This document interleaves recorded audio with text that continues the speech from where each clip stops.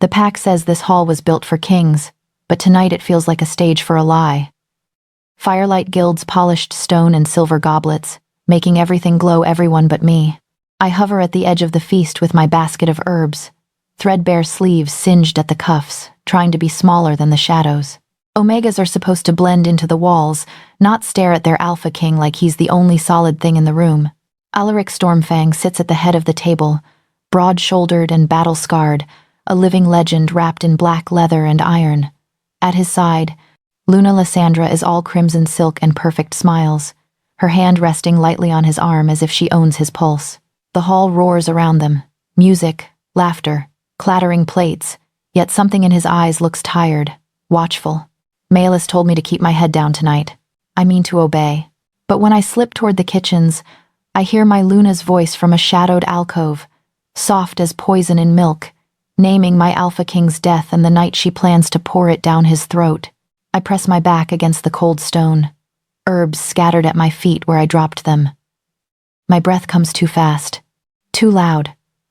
Luna Lysandra's voice still echoes in my skull. The poison will be ready by the full moon, and he'll die believing I loved him, paired with Beta Amon's low, satisfied laugh. 3 days.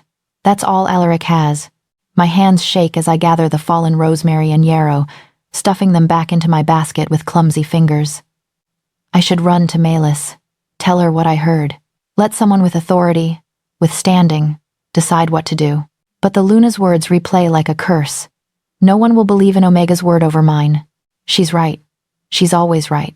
I straighten slowly, my heart a war drum against my ribs.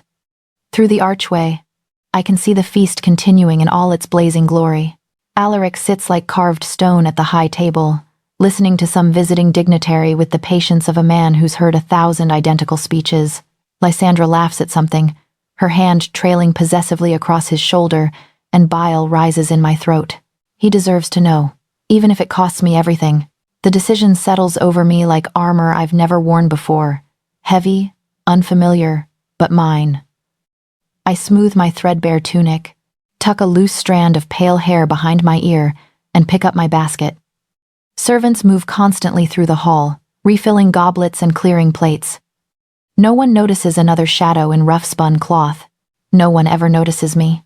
For once, I'm grateful.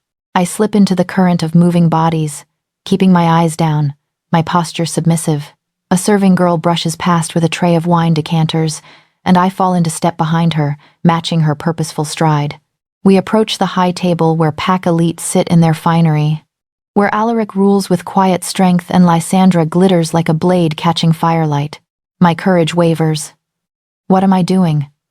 I'm an Omega healer's assistant with no rank, no voice, no right to approach the Alpha King uninvited.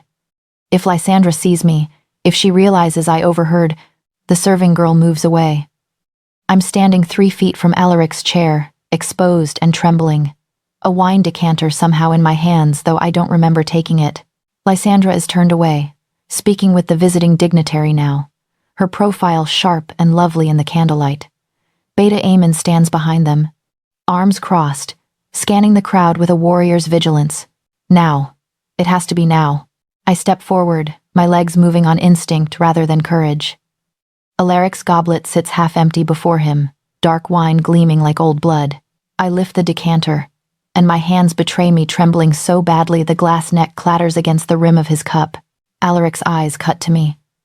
Storm gray and sharp as winter steel, they pin me in place.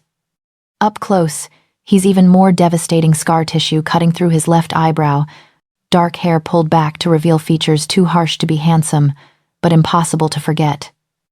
The raw power radiating from him makes my wolf whimper and curl small inside me. Careful, he says, his voice low and rough like distant thunder. I nod, mute, and somehow manage to pour without spilling. This is it, my only chance. I lean down as if adjusting the decanter's position, my pale braid falling forward over my shoulder, and I whisper directly into his ear, so soft only supernatural hearing could catch it. Your Luna is betraying you. She plans to poison you at the full moon ceremony. Please, you have to believe me.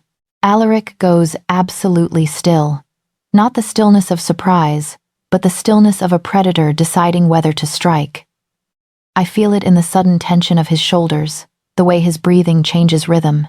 His hand moves fast, inhumanly fast, and his fingers close around my wrist, not bruising, but inescapable. Across the table, Lysandra's head turns. Her dark eyes find me, truly see me for perhaps the first time in the 3 years I've lived in this stronghold.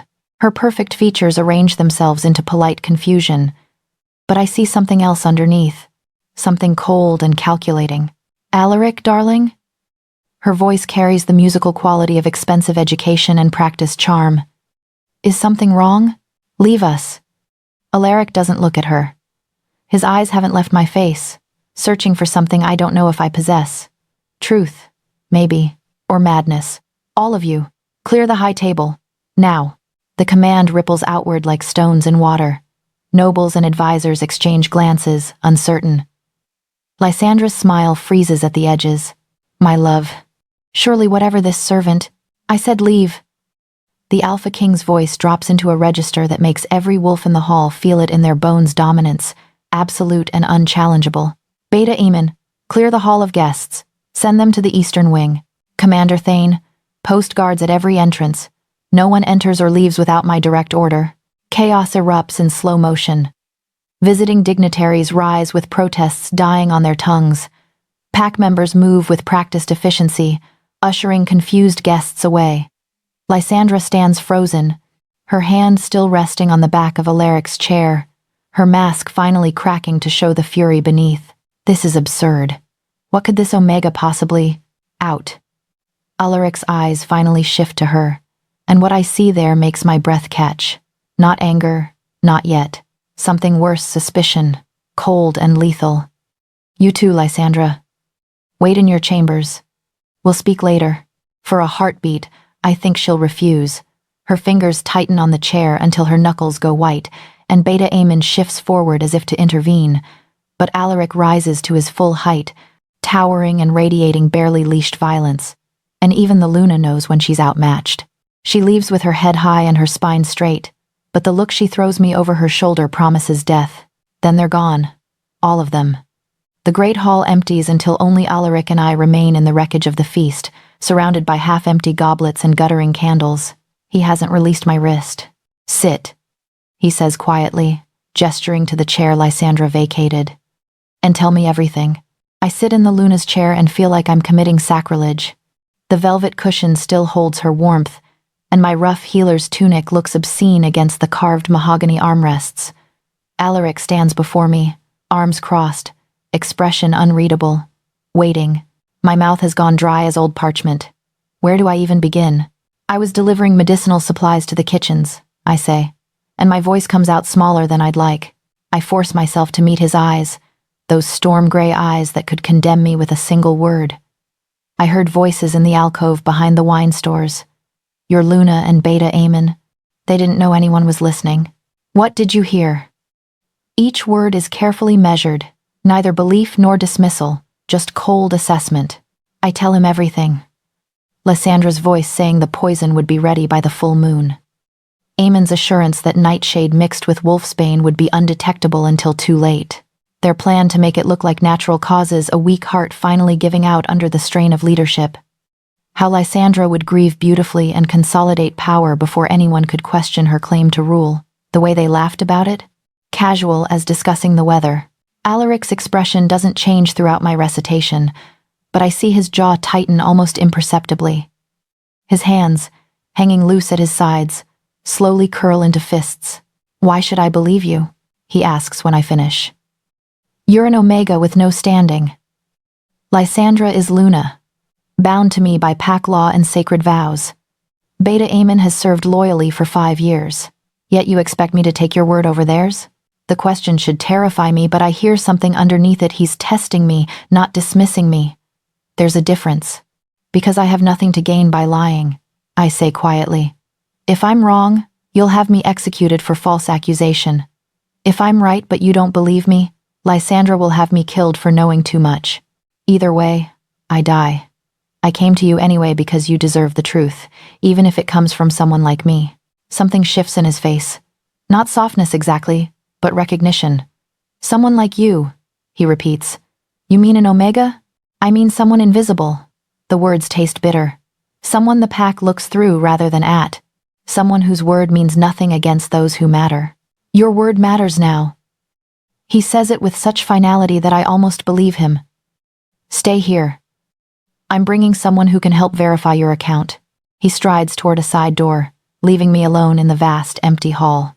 I sit frozen in the Luna's chair, surrounded by the remains of celebration, and wonder if this is the last mistake I'll ever make. Alaric returns minutes later with Maelys Thornroot shuffling beside him, her walking stick tapping against stone. My mentor's ancient face creases with worry when she sees me, but she says nothing until Alaric gestures for her to sit. Maelys, I need your counsel, Alaric says, pulling up a chair so the three of us form a small circle. Your apprentice has brought serious accusations. I need to know if they're possible. Maelys looks at me with eyes that have seen 80 winters, sharp and knowing. Tell me what you heard, child. I repeat everything again, and this time the words come easier.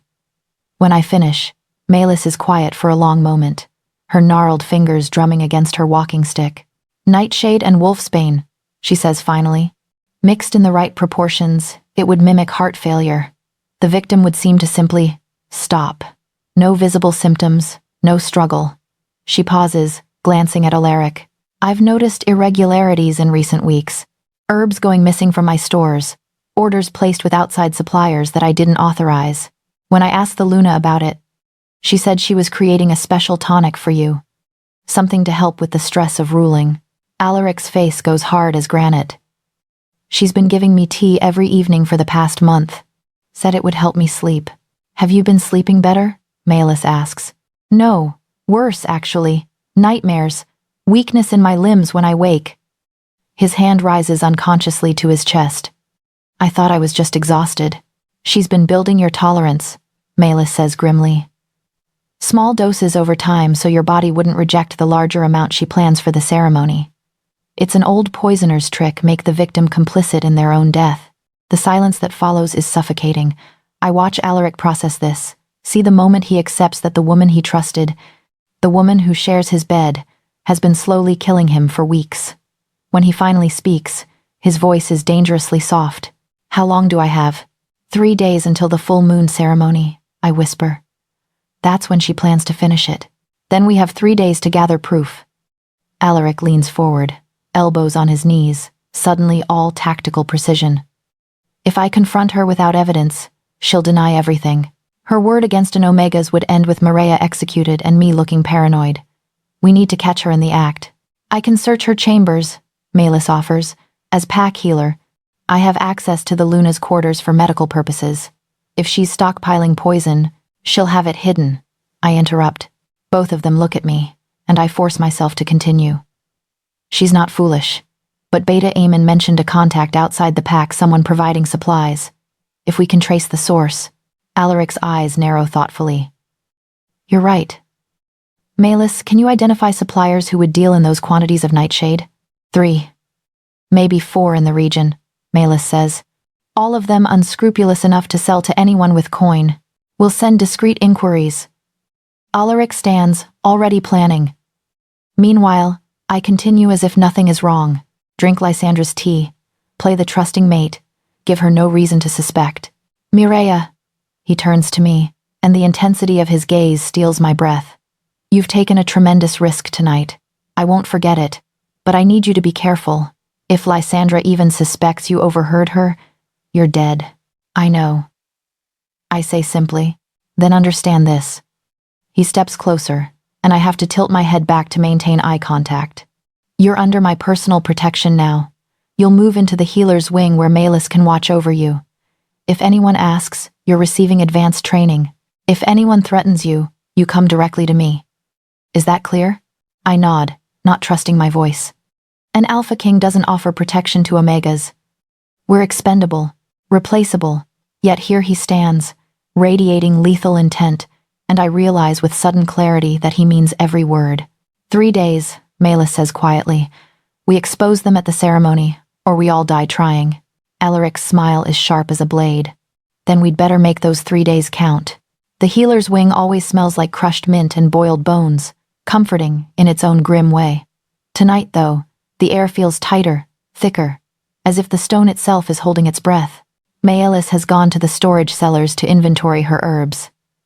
Alaric is somewhere in the stronghold, playing the role of unsuspecting mate while we hunt for proof that his Luna wants him dead. For the first time since last night, I am alone. I should enjoy the quiet.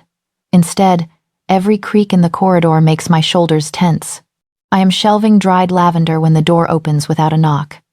I expect Maelis's stooped figure, or maybe one of the apprentices. What steps into the room instead is silk and perfume and danger. Virel Dawn fills the doorway like a storm cloud. Her gown is forest green, cut to flatter her curves, gold embroidery catching the lamplight with every movement. Her copper hair spills over one shoulder in purposeful waves.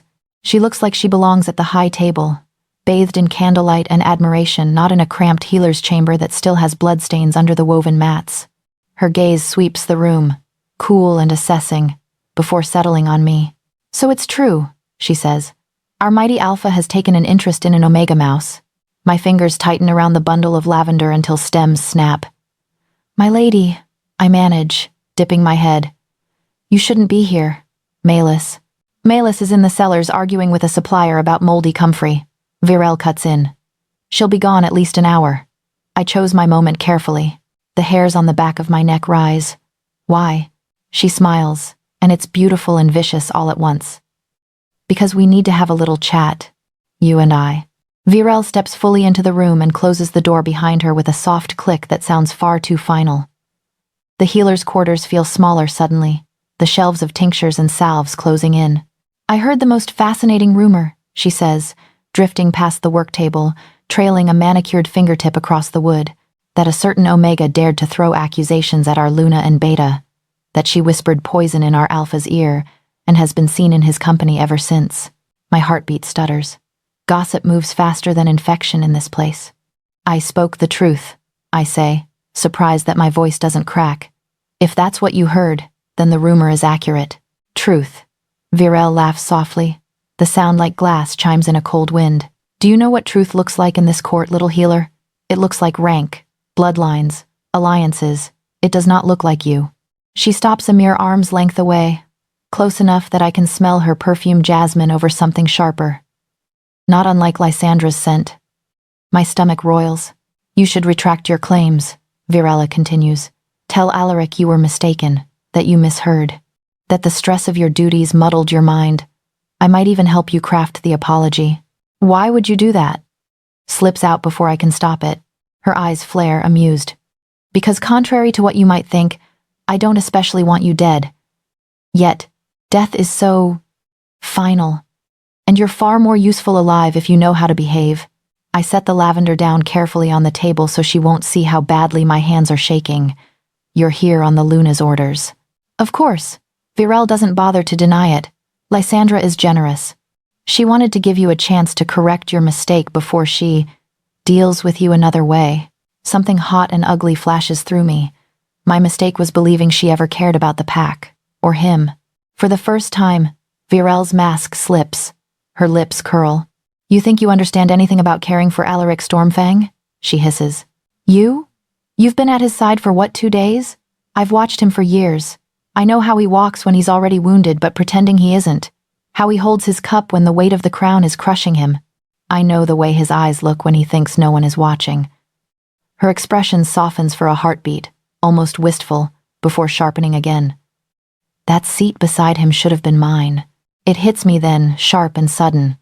Virel's jealousy isn't just about me. It goes back much further. "You wanted to be Luna," I say quietly. "I should have been Luna." Her voice drops, cold and controlled once more. "My family has served the Stormfang line for generations. My blood is pure northern lineage. I would have ruled beside him with strength and loyalty, not ice and ambition." She spits the last words, and I know she means Lysandra. "Then why stand with her?" I ask. "If you see what she is?" Virel leans in until her breath warms my cheek. "Because she's the one wearing the crown, little Omega.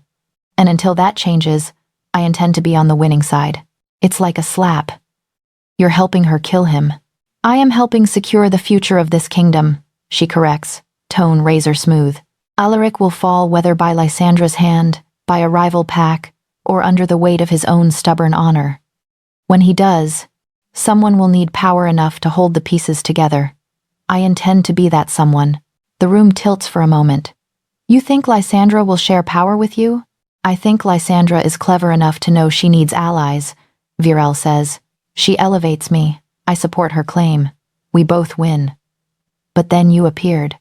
A frightened little healer with big eyes and bigger accusations. Her gaze rakes me up and down, slow and scornful. You're nothing, Maria Snow. Except, he listened to you. I swallow hard. He listened because what I said was true. Maybe. Her jaw clenches. Or maybe he's just starved for anyone who looks at him like he's more than a weapon. Either way, you've become a problem. I step back until the edge of the work table digs into my spine.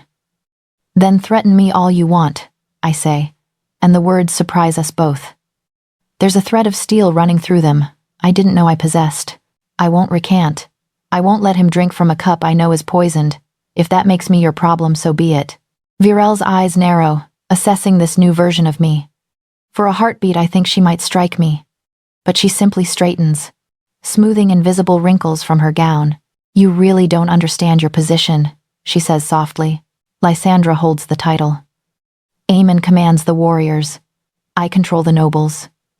You? You have a tired old healer and an overworked alpha who doesn't know who to trust. Her smile returns, bright and deadly. You are outnumbered. Maybe. My voice is steadier now, but at least I can sleep at night knowing I didn't help murder the only person still trying to hold this pack together. Anger flashes hot in her eyes, then fades into something colder. Calculation. Stubborn. That's going to make things interesting.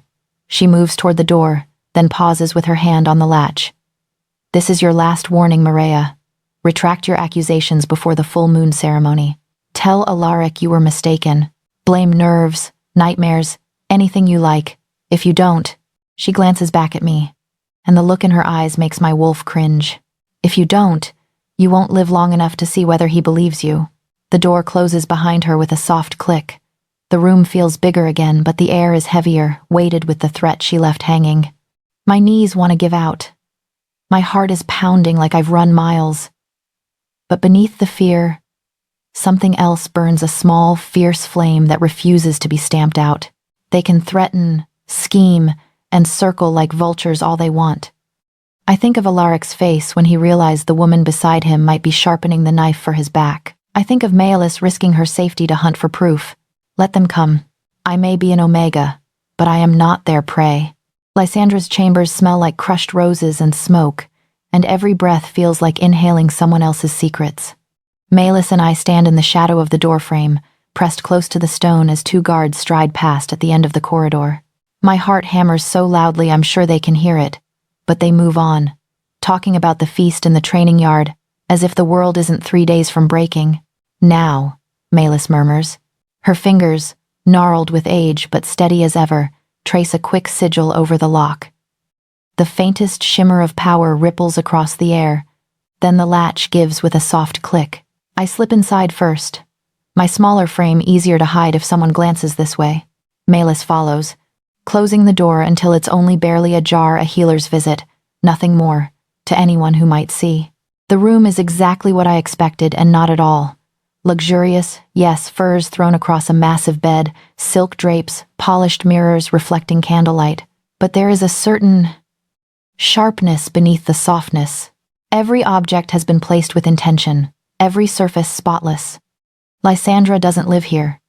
She curates.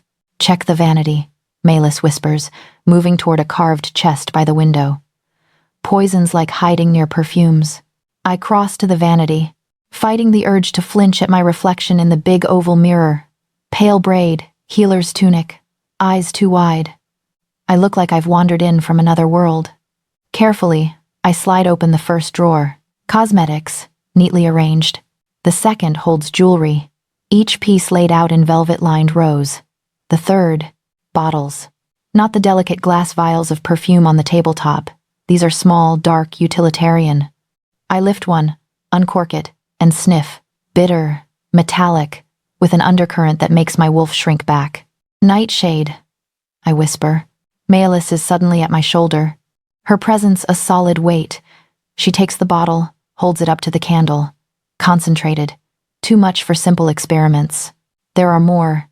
Tucked behind jars of face cream and hair oil, wolfsbane extract, foxglove, even powdered silver. Enough to kill an army quietly. My skin goes cold. She's been collecting a apothecary of death. We'll take samples, Melis says briskly, though her mouth is tight. She pulls a small leather pouch from her sleeve, always prepared, and begins siphoning drops into labeled glass beads. No one will believe an accusation without proof, but they'll believe this. While she works, I move to the chest she abandoned.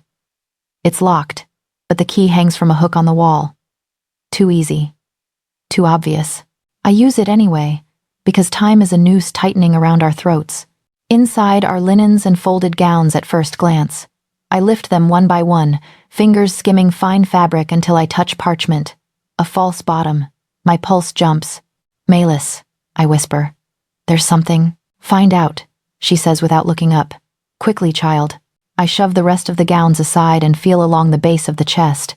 There a slight ridge. I press down. The panel releases with a soft click, revealing a shallow compartment stuffed with scrolls and sealed letters, bound together with crimson cord. The topmost seal isn't Stormfang wax. The emblem is unfamiliar, 3 jagged peaks under a crescent moon. I break it with shaking fingers and unroll the parchment. The handwriting is clean, elegant, and not Lysandra's. To our future Queen of the North, it begins. My stomach lurches. The letter speaks of shipments delivered to your healer in red, Virel. My mind supplies bitterly of herbs and powders requested, of promises that once Alaric falls, the eastern and northern territories will be united under a single rule. Names are mentioned, rival pacts, terms, alliances made over my alpha's corpse.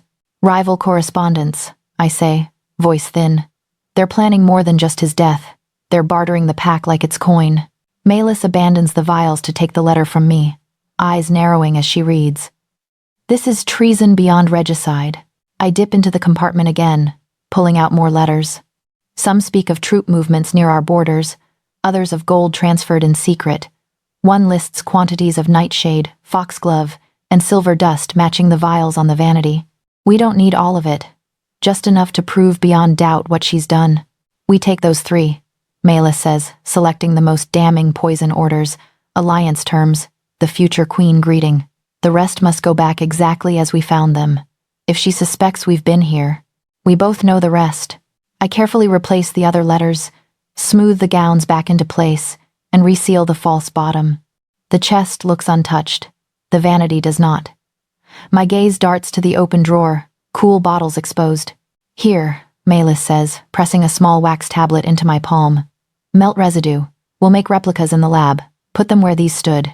My hands move faster now, guided by urgency and a strange new steadiness. I pour a few drops from each stolen bottle into Melis's vials, then drip melted wax into tiny molds she brought, copying size and shape.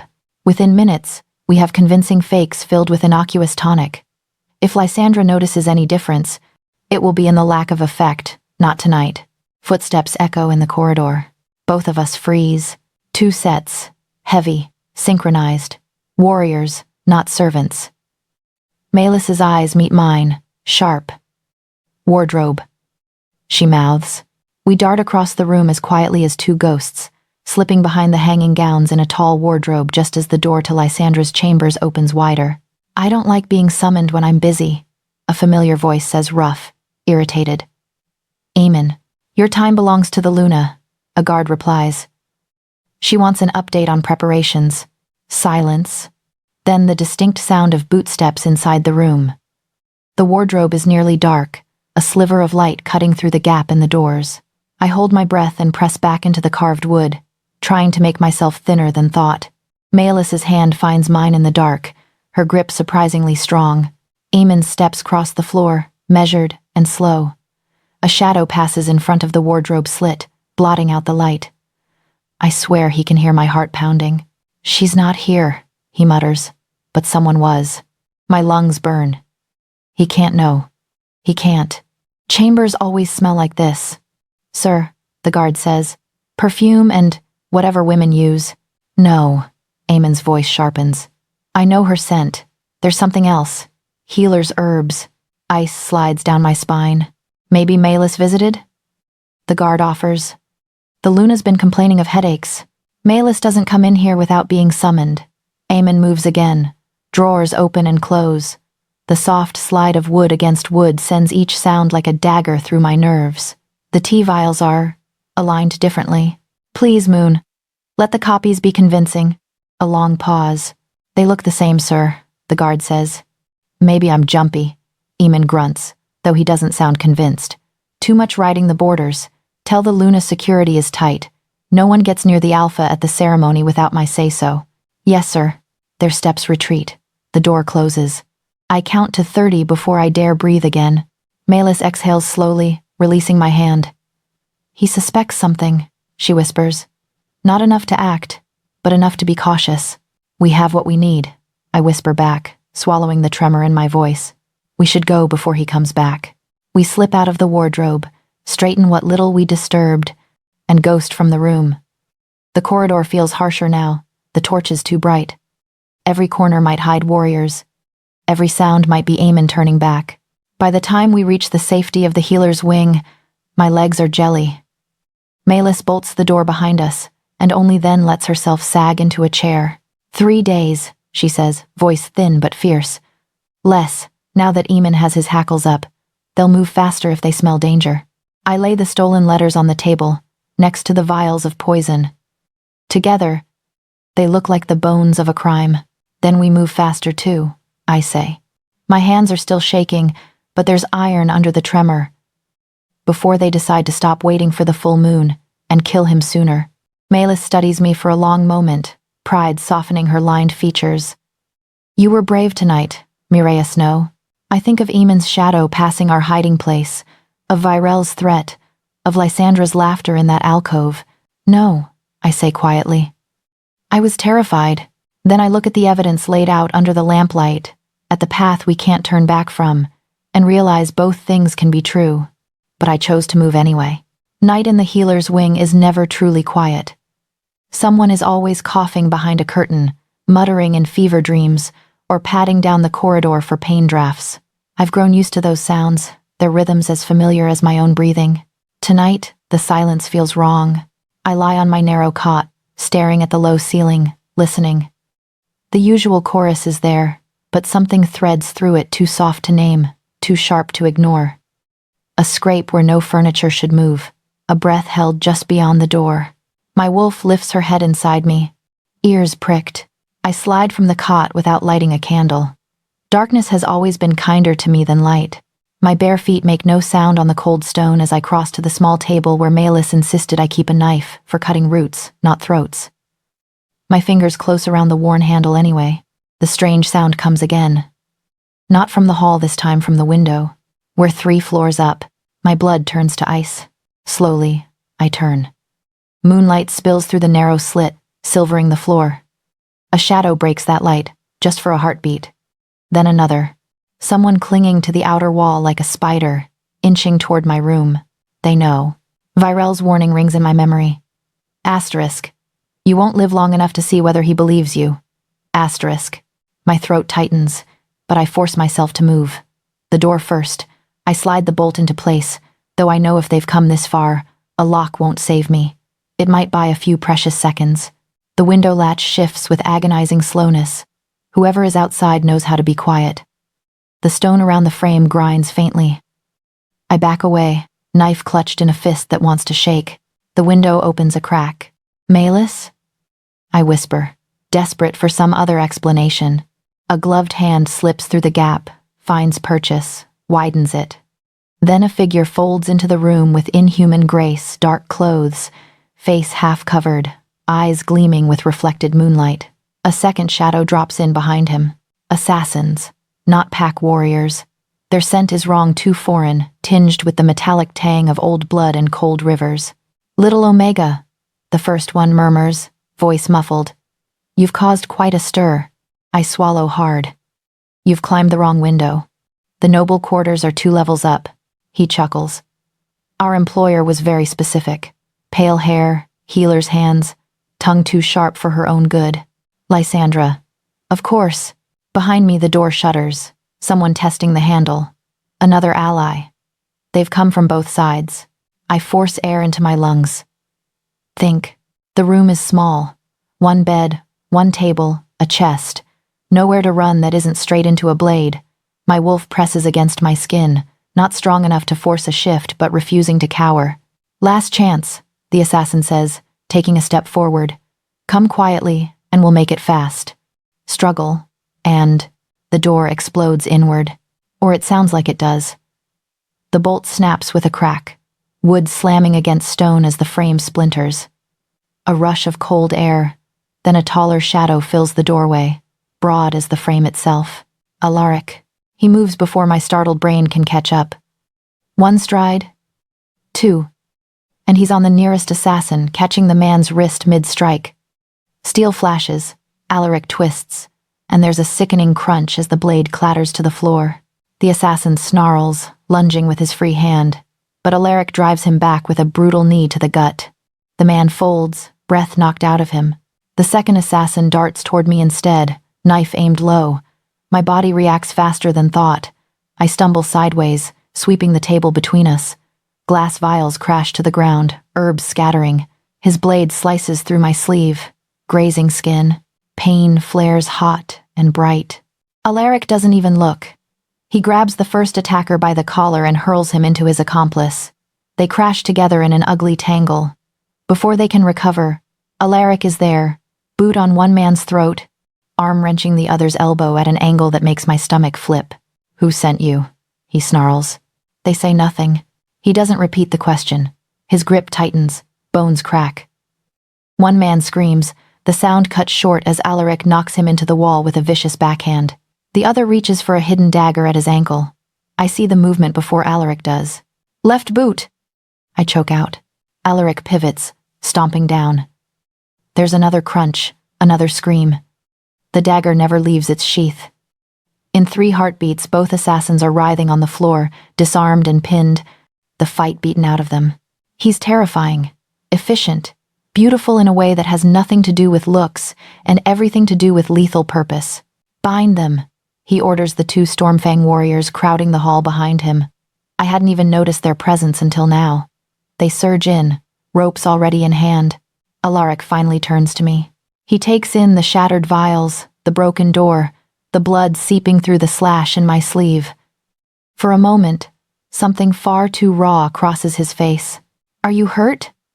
His voice is softer now, but the edges are still jagged. I've had worse from clumsy apprentices. I lie. My arm burns like fire. He steps closer, ignoring the prisoners being dragged away.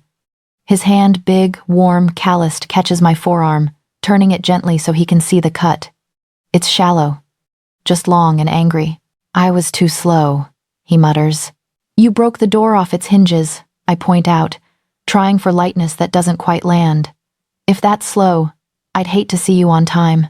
His mouth twitches, the ghost of a smile visible for a heartbeat. Then it's gone. They moved sooner than we expected, he says. I intercepted a message Eamon tried to send to the Outer Watch. When he realized someone had tampered with Lysandra's tea stores, they decided not to wait for the ceremony. 3 days became tonight, I whisper. Exactly. His jaw clenches. I should have brought you under my roof the moment you warned me. I thought the healer's wing was neutral enough. I was wrong. It's not your fault. The words surprise me, but I mean them. They're the ones sending blades into Omega's bedrooms. He studies me for a long moment, his thumb unconsciously brushing just above the cut, careful not to touch the wound itself. Pack Omegas do not usually look their alpha in the eye when they talk about assassins in their bedrooms. I'm not a usual Omega, I say before I can stop myself. No, he agrees quietly. You're not. Heat creeps up my neck. I look away, focusing on the mess instead. The herbs, the glass, the splintered wood. Malus is going to cry over those vials, I murmur. Some of these tinctures took weeks. I'll have the stores replenished, he says, from my personal treasury if I must. You can't just buy patience steeped in moonlight, I argue. But the protest is more habit than heat. He lets go of my arm only to strip off his cloak and wrap it around my shoulders before I can refuse. It's still warm from his body, smelling of leather and cold air and something wilder underneath. It swallows me whole. "You're not staying here," he says. "Not another night. My quarters are the safest place in this fortress. No one gets past my guard without losing something important." My heart stutters. "Alaric, I can't." "You can." His tone brooks no argument. "Let them whisper that the Alpha shelter's a healer. I've been called worse than soft before, and survived. That's not what I bite the rest back. The image of Virel's smile flashes in my mind. She'll choke on this news, and part of me savors it. The rest is terrified. "I will not leave you where my enemies can reach you," he says, more quietly now. "You warned me when you had nothing to gain and everything to lose. You stood your ground when nobles tried to silence you. Tonight you shouted directions in the middle of your own assassination attempt." His gaze searches my face as if trying to memorize it. "You are the reason I am still breathing." My throat tightens, making it hard to speak. "Malus helped. The evidence. Malus gave me proof," he says. "You gave me a chance. There's a difference." Silence stretches between us, thick with things unsaid. Behind him, his warriors haul the bound assassins down the corridor, their curses fading into distance. Finally, he steps back, just enough to break the spell. "Come," he says. "You can bandage that arm in my chambers while we plan our next move. Lysandra and Aemon have shown their hand. Now it's our turn. Our, not his." I nod, drawing his cloak tighter around myself.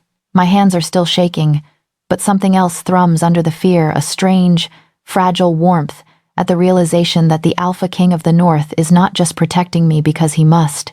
He's protecting me because he wants to.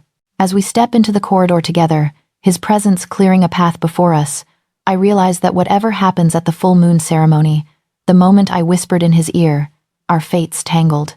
And tonight, when his blade sang on my behalf, that knot pulled tight. Moonlight makes everything look cleaner than it really is.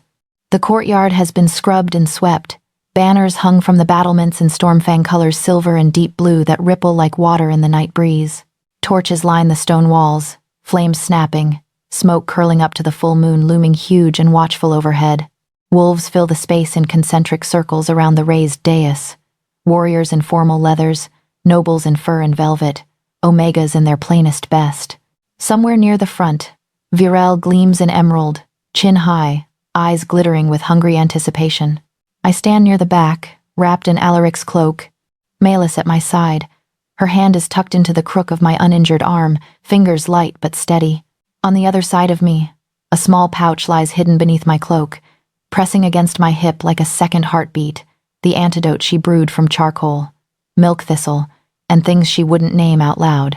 Insurance for a plan that leaves dizzying room for failure. Drums begin, low and slow, vibrating through the stones under our feet. The crowd's murmur fades. Alaric steps onto the dais first. He looks every inch the Alpha King tonight. Dark hair pulled back, black leather and silver mail catching firelight, cloak trimmed with white wolf fur. The scars on his hands and throat are bare, unhidden, a reminder that his rule was earned in blood, not inheritance alone. When he lifts his head to acknowledge the crowd, a ripple moves through the pack. Pride, relief, fear. It's hard to parse where one ends and the other begins. Lysandra joins him moments later. She is a slash of red against the night, gown clinging like spilled wine, dark hair piled high and fixed with silver pins shaped like talons. If she's afraid, she hides it well. Her smile is serene, gracious, the very image of a devoted Luna standing beside her mate under the full moon to renew their bond. Only I notice how her fingers tremble, just once, before she stills them. The moon sees us, Malus murmurs under her breath. Let's hope she has a sense of justice. I swallow, my throat dry, and a taste for irony. The high priestess of the moon steps forward between Alaric and Lysandra, her robes white and blue, silver hair loose around her shoulders. She carries a ceremonial cup carved from white stone and veined faintly with gold. Generations of alphas have drunk from that cup. Some died with it still warm in their hands. Her voice rings clear over the gathered crowd. The traditional blessing words every cub learns before their first shift. I mouth them by habit, though my mind is 3 steps ahead, tracing the plan Alaric laid out in his chambers last night. We had argued, in our own quiet ways. I begged him not to risk his own throat just to prove a point. He reminded me that accusations against Aluna and Beta, no matter the evidence, would tear the pack apart if not handled with ruthless clarity. Everyone needs to see, he'd said, with their own eyes. No doubts. No room for whispered questions later. Then let her drink, I'd insisted. Test her first. And if she refuses without the stage set, he'd replied, it becomes a he said, she said, between a king and his queen. We need her trapped. His gaze had found mine. Trust me, Maria. I've navigated courts since before you grew your first set of healer's calluses. So here we are. On the dais, Lysandra approaches the altar, where the ceremonial wine waits in a crystal decanter.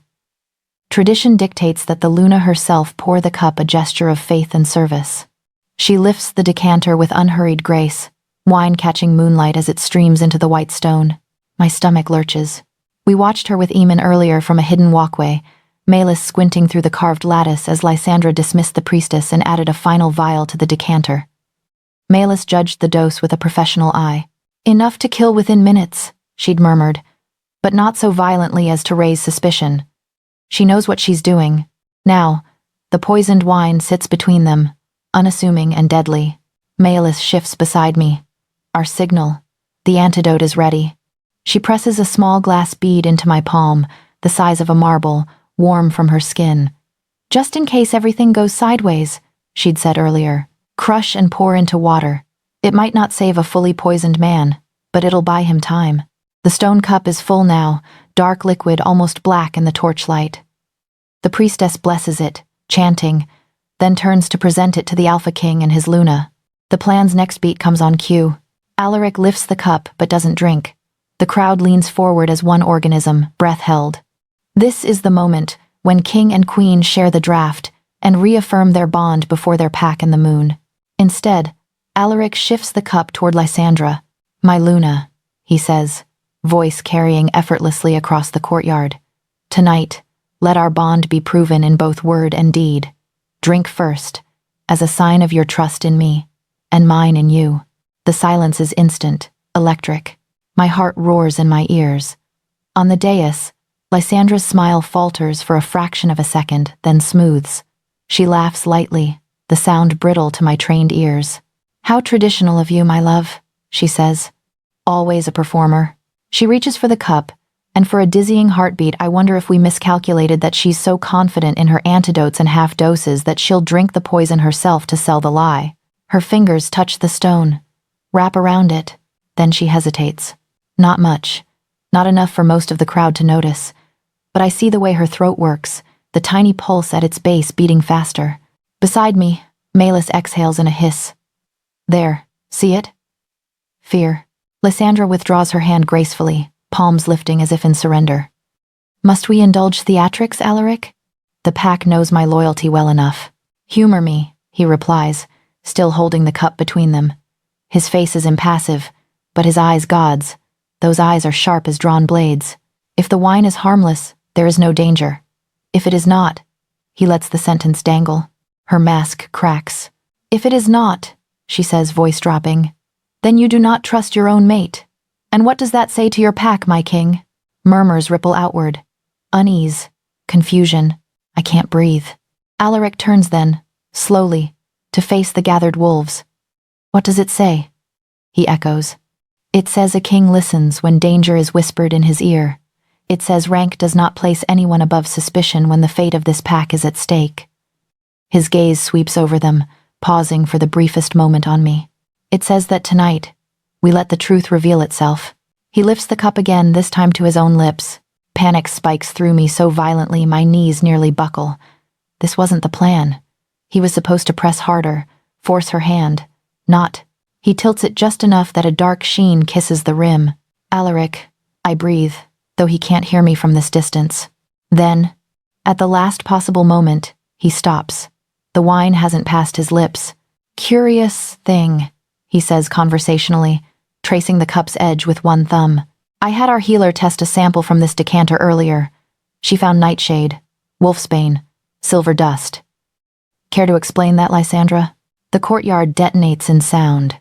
Shouts, snarls, disbelieving gasps.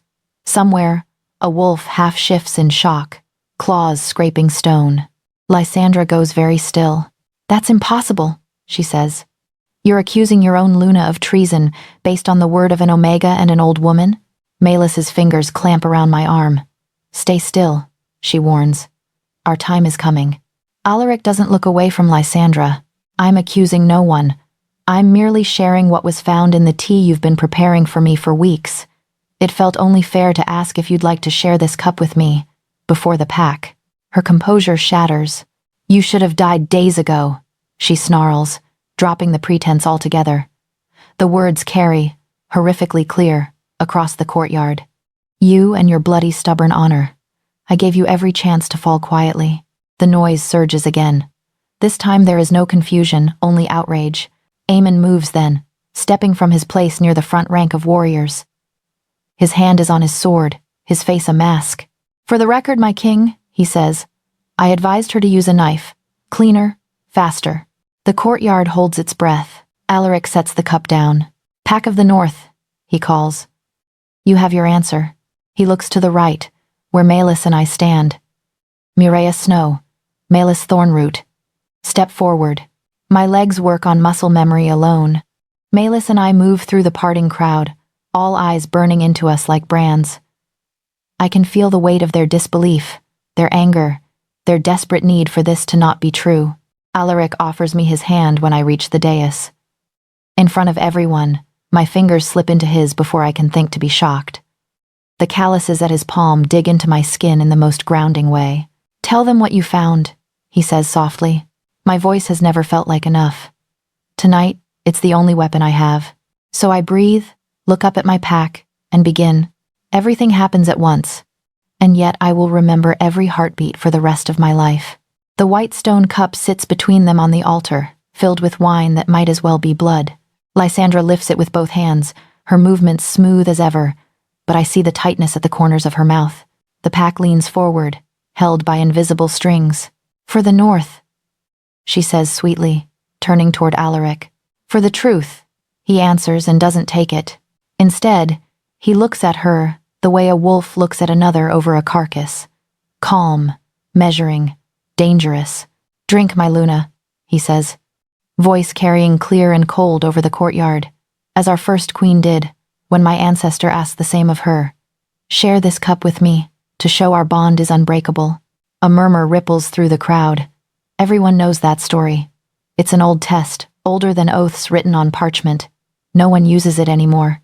No one who has something to hide anyway. Lysandra's fingers tighten around the cup. For a heartbeat, her eyes flash, pure gold wolf edging toward the surface, then shift back to dark. Her smile stays. But it's brittle now. Is my word not enough for you? She asks. Have I not stood at your side through every battle, every winter? Your word is what we are testing, Alaric replies. Drink. It's a knife disguised as courtesy. I don't realize I'm holding my breath until my lungs burn. Beside me, Melis's fingers dig crescents into my arm. Lysandra lifts the cup an inch closer to her lips and stops. The silence is so heavy it feels like a physical thing pressing on my chest. Very well, she says finally, since you insist. She tilts the cup. Aemon moves. He's a blur of steel and desperate motion, launching up the steps toward Alaric with a snarl that rips through the night. His sword is half out of its sheath before most of the pack understands what they're seeing. Alaric understands. He shoves Lysandra aside and draws in the same motion, steel shrieking against scabbard. Their blades clash with a sound like the sky cracking. Sparks leap, bright as stars. The courtyard erupts. Wolves shout, some shifting halfway, claws shredding the air. Warriors surge toward the dais, torn between protecting their king and obeying years of drilled reflex. Beta's orders, Luna's command. For a heartbeat, chaos reigns. Aemon presses the attack with brutal efficiency. He's fought beside Alaric for years. He knows his rhythms. He aims for quick kills: throat, heart, kidney. Each strike a whispered promise of betrayal fulfilled. Alaric meets him blow for blow, teeth bared, eyes gone hard and bright. Traitor, he snarls. I told you to use a knife, Aemon spits back, parrying. You never did know when to fall, old friend. Below the altar, Lysandra staggers, catching herself on the edge. The cup wobbles in her grasp but doesn't fall. Her gaze cuts across the courtyard, searching, finding me. For a moment, the world narrows to that single thread between us. Her expression is no longer gracious, no longer composed. It is pure venom. This is the woman who smiled at him in bed while measuring out his death by the drop. Something in me burns away. Now, Malus hisses at my side. Before they spin this as madness, my legs move before my courage can catch up. I shove through the press of bodies, ignoring the hands that grab at Alaric's cloak on my shoulders, the snarled demands to know what's happening. The dais looms like a mountain. I climb. Virel reaches me first. She appears from the left, emerald skirts swirling, hand catching my wrist hard enough to bruise. "What do you think you're doing?" she snaps under the roar. "This is not your place." I yank my arm, but she's stronger than I expect. Her nails bite into my skin. "Let go. You open that little mouth of yours now," she snarls, "and the only thing you'll accomplish is your own execution. Do you think they'll believe you over her? Over him?" She jerks her chin toward Eamon and Alaric, blades flashing. "This can still be contained if you keep quiet." "Contained?" My voice comes out raw. "They tried to kill him. They sent assassins to my room." Her eyes flicker, guilt, or maybe regret. A necessary mistake. Before she can haul me back, another hand clamps around her arm. "Release her," Commander Thane growls, towering over us. The scar down his cheek is white against flushed skin. The king called her forward. Virel goes very still. Slowly, she opens her fingers. I pull free, chest heaving. "This isn't over," she whispers, low enough that only I hear. Then she pastes on a mask of shocked innocence and steps back, as if she's just another horrified noblewoman. I don't look at her again. Alaric and Eamon's swords lock a few yards away, muscles straining. Blood darkens Eamon's sleeve where Alaric's blade has found flesh, a line of red beads along Alaric's jaw from a near miss. They are evenly matched, which terrifies me more than anything. I step into their battlefield. "Alaric!" My voice cracks the air like a whip. "Let me speak." For a heartbeat, both men freeze. That's all he needs. Alaric twists, using the pause to drive his shoulder into Eamon's chest, shoving him backward. Their blades disengage. Eamon stumbles, boots skidding on stone. "Hold!" Alaric roars, not taking his eyes off his beta. It's the alpha command, heavy with power. To my shock, most of the courtyard obeys. Half-shifted wolves pant, claws flexing, but they hold. Eamon does not. "Don't listen to her," he snarls. "She's an Omega. She'll say whatever you've told her to say." "That's what you're afraid of, isn't it?" I shout back, turning to face the pack. My voice shakes, but it carries. That I'll repeat exactly what I heard. Hundreds of eyes swing to me. I feel naked under the weight of their attention. For most of my life, I've tried to vanish into corners. Now there's nowhere to hide. "My name is Maria Snow," I begin, louder. "Healer's assistant. Omega. 3 nights ago, I went to the kitchens with herbs for the feast. I heard the Luna and Beta Eamon speaking in the alcove behind the wine stores. I forced myself to meet Lysandra's gaze. She said the poison would be ready by the full moon ceremony." I continue. "That he," I nod toward Alaric, "would die believing she loved him, that the pack would rally around her, and anyone who questioned her would join him in the ground." Gasps. A growl from somewhere near the front. "She lies," Lysandra snaps, recovering her poise by sheer will. "The girl is obsessed with you, Alaric. Everyone has seen how she looks at you. She spins fantasies and tries to make them real. You would destroy the bond we share for times this asterisk." Malus steps forward then, leaning on her cane, small and unyielding. "I tested your tea," she says, her old voice cutting through the noise. "Found nightshade and wolfsbane in every pot. Found the same in bottles hidden in your vanity. Found letters in your chest from rival packs, detailing shipments of poison and promises of divided territory once the king was dead." Thane raises 3 sealed letters high for all to see, wax glinting in the torchlight. A warrior beside him holds up vials that catch the moon like tiny damning stars. The crowd ripples again, this time with fury. Eamon lunges, but Alaric is ready. Their blades meet with a deafening clang. This time Alaric fights like he means to end it. A feint to the left, a twist, a brutal kick to Eamon's knee. Something cracks. Eamon roars, going down on one leg. "Stand down," Alaric growls, You've lost. Never, Eamon spits, eyes gone bright gold. He reaches for a dagger at his belt. I don't think. I move.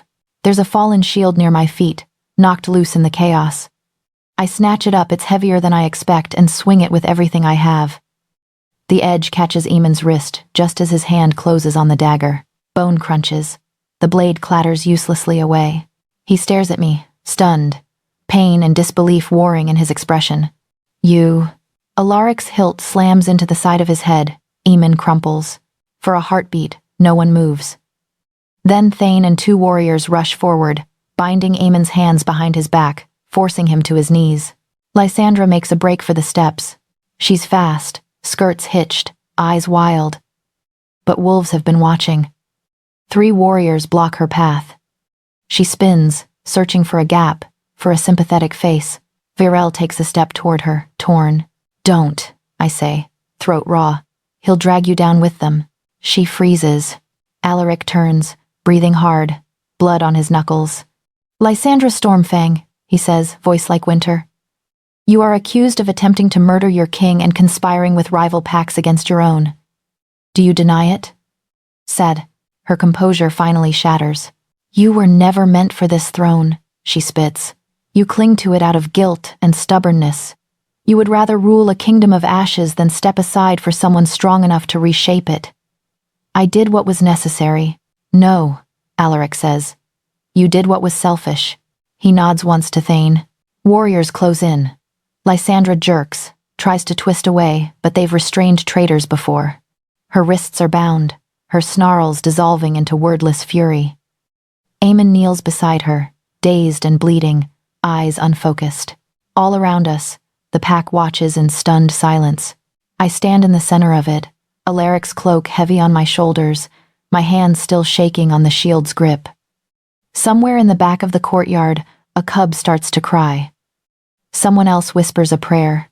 It's over, I think, and know, with a sinking twist of my gut, that it's only just beginning. By the time the tribunal meets, the whole fortress feels like it's holding its breath. The great hall looks different without music and wine. The banners still hang, the torches still burn, but the tables have been pushed back to the walls. In their place stands a half-circle of carved chairs on a raised platform, Alaric at the center, Elder Council to his right and left, Commander Thane just behind. The space below is left open, stone, bare, and unforgiving. That's where they put the accused. Lysandra stands tall despite the iron manacles on her wrists. Someone has dressed her in plain gray instead of crimson, but she still manages to look like she's wearing a crown.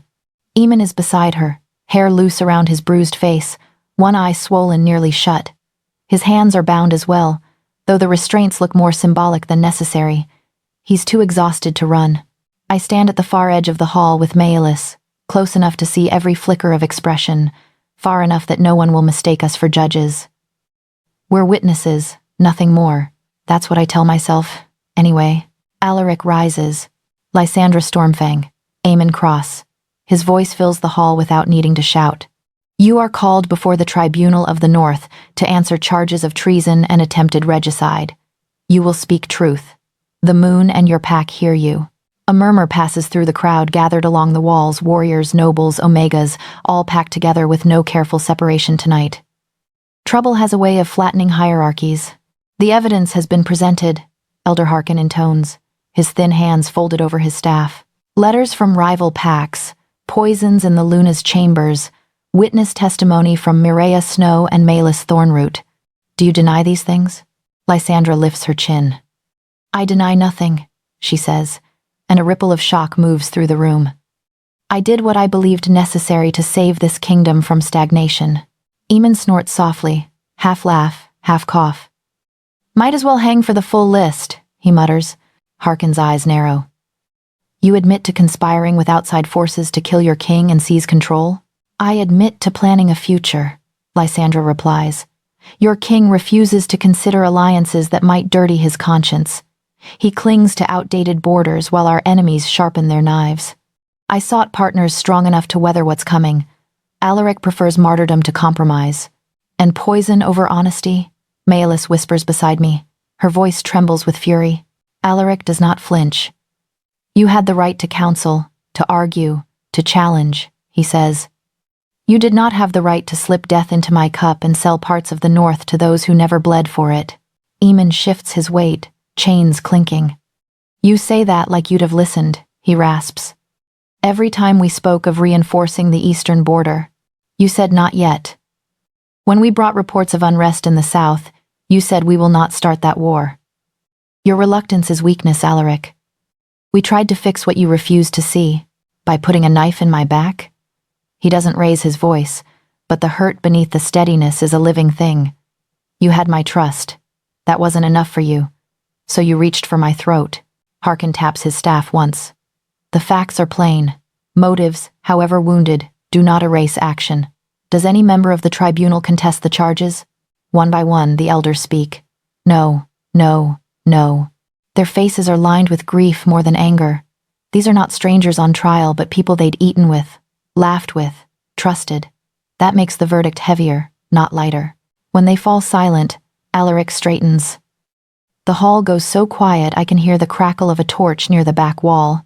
Lysandra Stormfang, he says, for conspiracy to commit regicide, for poisoning your king, and for making secret pacts with rival pacts against the North, this tribunal finds you guilty.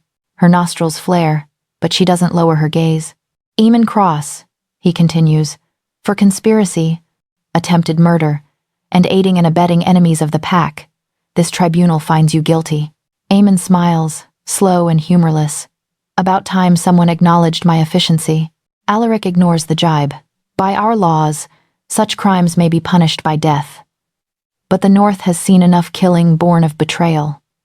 He pauses, and I realize he's making this decision alone, even with the elders at his back. The weight of it shows in the set of his shoulders. You will not die today, he says. Shocked whispers burst around us. Instead, I strip you of your ranks, your titles, and your protections. You are no longer Luna or Beta. You are no longer of Stormfang blood or pack. You will be marked as oathbreakers, exiled beyond our borders. If you return, any wolf of the North may kill you on sight without consequence. Lysandra's composure cracks for the first time. Death would have been clean. Exile is a slow, grinding erasure. You can't cast me out of what I built, she spits. I made this court worth fearing. I held your nobles in line. You think they follow you out of love? They follow you because I sharpened the knives behind your smile. Then they'll have to get used to my frown, Alaric says. Take them. Warriors move in. Eamon doesn't resist. His eyes are far away already, calculating future angles. Lysandra thrashes, curses, promises she'll take half the pack with her on reputation alone. When they drag her past our corner, her gaze snags on me. This isn't over, little healer, she hisses. Kings fall, exiles return. Pray you're gone before they do. Her words crawl under my skin, icy and poisonous. But the hand at my elbow steadies me, Malus, unshaken. Let her howl, she murmurs. She's already lost what matters. Virel stands near the front of the hall, face pale, hands folded so tightly her knuckles have gone bone white. She looks like she hasn't slept in days. When Alaric turns his attention to her, she swallows hard. Virel Dawn, he says. Step forward. She moves like someone walking to the edge of a cliff. My king, she begins, voice thin. I never raised a hand against you. I never put poison in your cup. No, he agrees, but you knew. You facilitated. You ordered herbs through back channels and said nothing when you realized what they were for. You tried to silence Mireia rather than warn me. His gaze is flint. That is complicity. Her composure falters. I wanted to protect the pack, and you.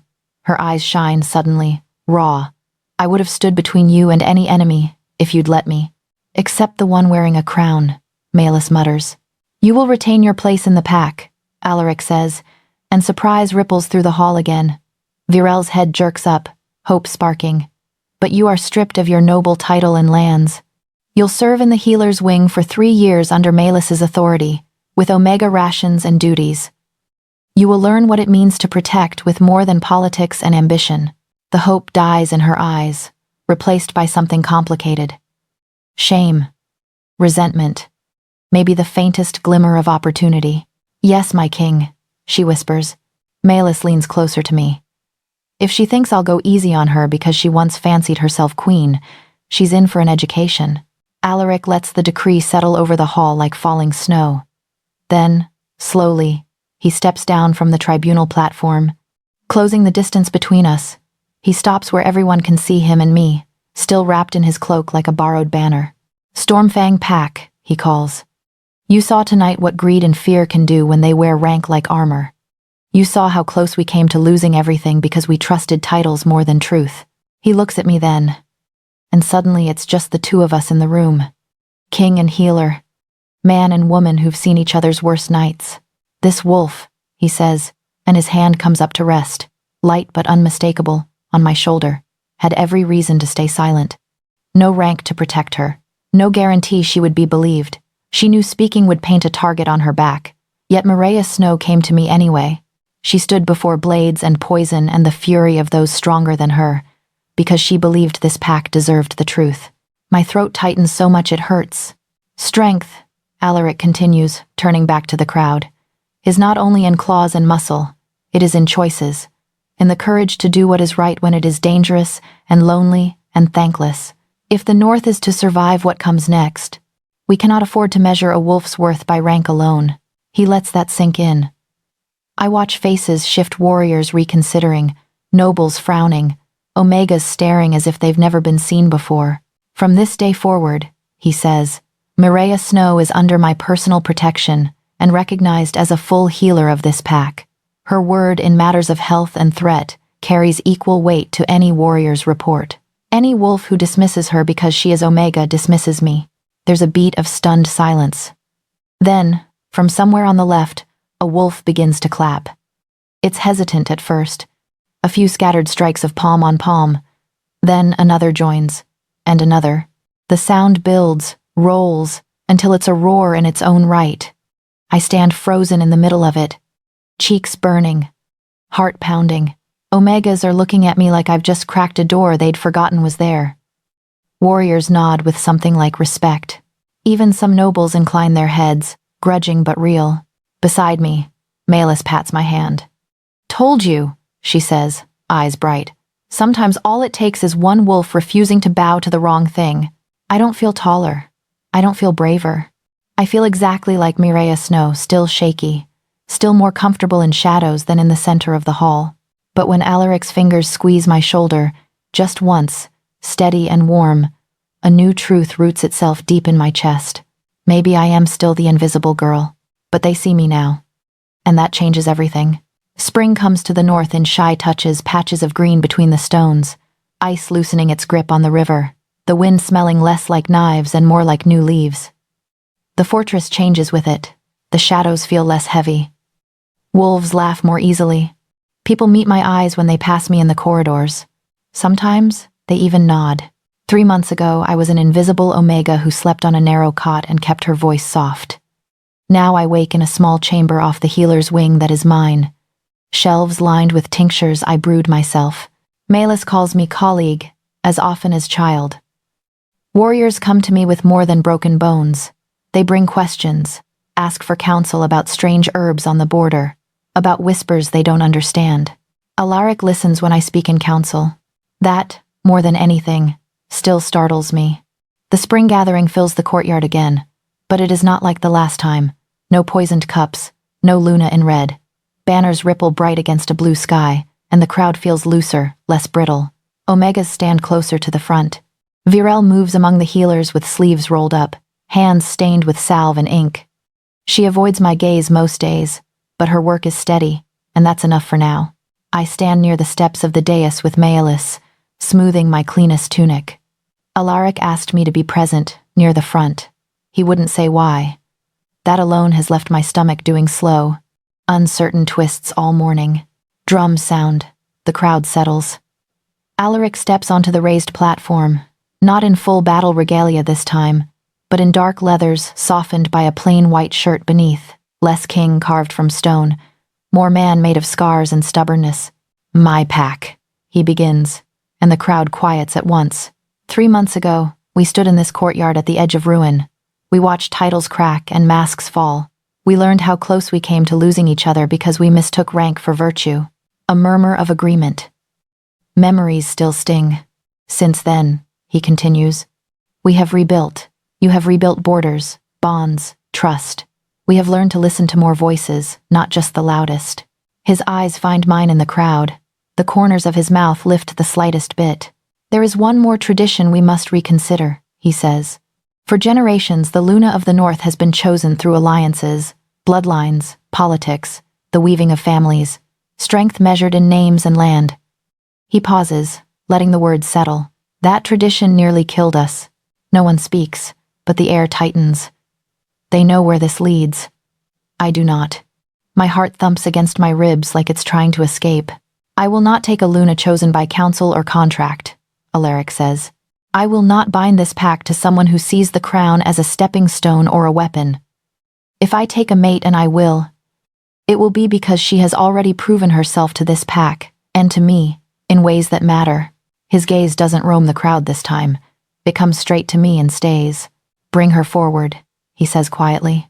Thane's hand is suddenly at my elbow, gentle but firm. He means you, he murmurs, as if there could be anyone else. My legs feel like they're made of river water as I climb the steps. The courtyard blurs at the edges, faces, colors, movement, but Alaric is clear, solid, the only unmoving point. When I reach him, he offers his hand. I take it. The warmth of his palm steadies me more than any tonic. Stormfang Pack, he says, without looking away from me. His voice carries like it always does, smooth and sure. You already know Mireia Snow, Omega, healer. The wolf who warned me when no one else dared, who faced down nobles and traitors, who stood between your king and the blades meant for his back. The crowd stirs. Some nod, some simply stare. No one laughs. I have watched her these months, he continues. In the infirmary, in council, in the quiet moments when no one is looking. I have seen her question me when others stayed silent. Challenge me when she believed I was wrong. Remind me that strength without mercy is just another kind of cruelty. His fingers tighten around mine, just a fraction. She has more courage than most warriors I've bled beside, and more wisdom than half this council. My ears burn. I keep my chin up anyway. So today, Alaric says, I reject the old way. I choose no Luna from noble houses or distant allies. I choose the wolf who saved us all when she whispered truth into my ear. He turns fully toward me then, and for a heartbeat, there is no one else. Mireia Snow, he says, voice softer but still carrying. You have my respect, my trust, and, if you'll have it, my heart. Will you stand beside me as my mate and Luna of the North? Time stops. The old Mireia, the one who made herself small in corners, who flinched from every raised voice, would have looked for an escape, would have thought of all the ways she was unworthy. Omega, daughter of no one, hands more used to stitching wounds than wearing rings. But that Mireia stood on a dais 3 months ago, with a shield in her hands, and refused to let a traitor draw one more blade. That Mireia looked a Luna in the eye and said, Asterisk, you will not do this. Asterisk. That Mireia is still me. I take a breath. The courtyard waits. I never wanted a crown, I say, and my voice carries farther than I thought it could. But I do want this pack safe. I want a future where Omega pups don't learn to make themselves invisible before they learn their letters. I want a king who listens when he's wrong and stands when others fall. I look up into his gray eyes, storm bright and hopeful, and I want you. The words leave me oddly light. Yes, Alaric, I say. I'll stand with you, as healer, as mate, as Luna. For a heartbeat, he just looks at me, something fierce and relieved and disbelieving all tangled in his expression. Then he lifts our joined hands and turns back to the pack. You heard her, he says, and there's laughter at the edges of his voice.